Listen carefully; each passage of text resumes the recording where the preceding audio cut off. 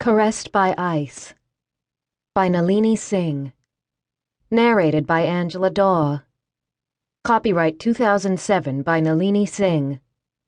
This audiobook is published by arrangement with Nalini Singh, care of the Night Agency, and was produced in the year 2011 by Tantor Media Incorporated, which holds the copyright thereto. Arrows. Mercury was a cult. That was what everyone said at the start. The Psy laughed at Catherine and Arif Adelaja's claims of being able to free their people from insanity and murderous fury. To be Psy was to court the edges of madness.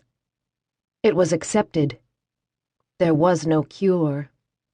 But then Mercury produced two graduates of their early version of the Silence Protocol, the Adelaja's own twin sons. Tandaji and Naeem Adelaja were as cool as ice, their emotions holding nothing of anger or madness. For a while. The experiment eventually failed. The dark side of emotion rushed back into the Adelaja twins in an avalanche, and 16 years after being heralded as the harbingers of a new future, they committed suicide. Tandaji, the strong one, killed Naeem then himself. There was no doubt that it had been a mutual decision. They left a note. "We are an abomination, a plague that will kill our people from within. Silence must never take root, must never infiltrate the Psy net. Forgive us." Their words were never heard, their terror never understood. Found by acolytes of Mercury, they were buried in a hidden grave, their deaths termed an accident. By then, Mercury had begun training a second generation, improving their technique, refining the tools with which to excise unwanted emotion from the heart and madness from the soul. The most important change was the quietest. This time, they had the cautious support of the leaders of their people, the Psy Council. But they also needed support of another kind, the kind that would catch any other lapses and mistakes before they made it to the public domain, and to the ears of the still skeptical council. If the counselors had found out about the continuing deaths, they would have pulled back, and the Adelajas could not bear the thought of their vision being consigned to the trash heap of history. Because, though shattered by the deaths of their twin sons, Catherine and Arif never lost faith in silence. Neither did their eldest son, Zaid. Zaid was a cardinal telepath with a furious ability in mental combat.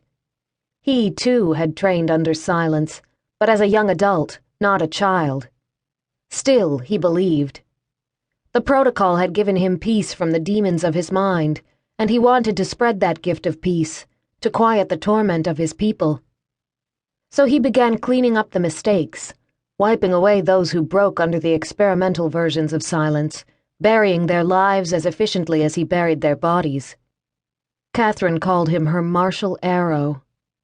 Soon, Zaid recruited others like him, others who believed. They were loners, unknown shadows, darker than the darkness, men and women whose sole aim was to eliminate anything that might threaten the successful realization of Catherine and Arif's lifelong dream. Time passed. Years. Decades. Zaid Adelaja was washed from this earth, but the torch of the arrows continued to be handed from one acolyte to the next, until there was no more Mercury, and the long-dead Adelajas were being hailed as visionaries. The Silence Protocol was implemented in the year 1979. The Psy Council was unanimous in its vote, the masses divided, but the majority in favor. Their people were killing each other and themselves with rage and inhumanity unseen in any of the other races. Silence seemed their only hope, their only solution for a lasting peace. But would they have taken that step had they read Tandaji and Naeem's last words? There is no one left who can answer that question. As no one can answer why a protocol meant to bring peace also brought with it the coldest, most dangerous kind of violence. Rumors of the Arrow Squad spawned on the heels of the implementation process, fed by the fear of minds going under silence. It was said that those who protested too hard had a habit of simply disappearing.